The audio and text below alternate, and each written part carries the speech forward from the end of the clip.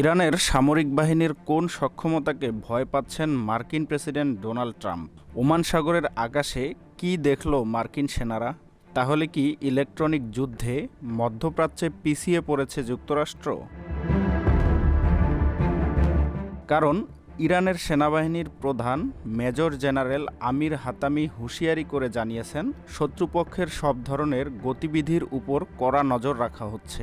যুক্তরাষ্ট্রের রণতরী USS Abraham লিঙ্কনের উপর নজর রাখতে পারস্য উপকূলীয় অঞ্চলে এক অজ্ঞাত ড্রোন উড়িয়েছে ইরান। প্রশ্ন হলো, এই ড্রোন কি শনাক্ত করতে ব্যর্থ হয়েছে মার্কিন বিমানবাহী রণতরী?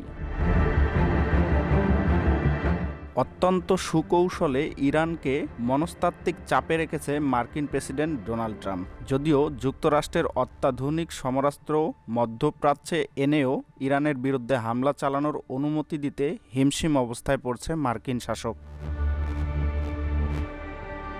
আর এর পেছনে কেবল রাজনৈতিক কারণ জড়িত নেই। ইরানের সামরিক প্রস্তুতির বিষয়টিও যুক্তরাষ্ট্রের জন্য প্রধান বাধা হয়ে দাঁড়িয়েছে। এমন প্রেক্ষাপটেই ইরানের সেনাপ্রধান মেজর জেনারেল হাতা জানিয়েছেন সবচেয়ে চাঞ্চল্যকর তথ্য।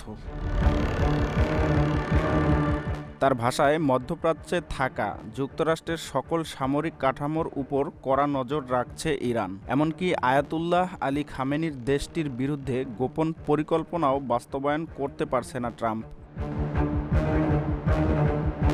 কারণ ইরানের বিরুদ্ধে যুক্তরাষ্ট্রের কোনো ধরনের সামরিক হামলা মধ্যপ্রাচ্যের জন্য চরম বিপদ ডেকে আনবে বলে জানিয়েছেন আমির হাতা।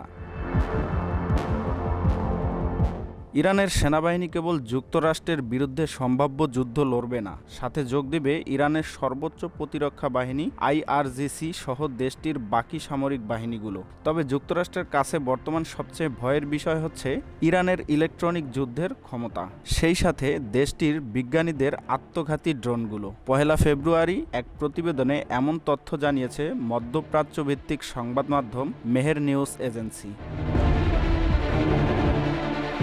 এখন প্রশ্ন হতে পারে, ইরানের ঠিক কোন ড্রোনটি যুক্তরাষ্ট্রের ভয়ের কারণ হয়ে দাঁড়িয়েছে?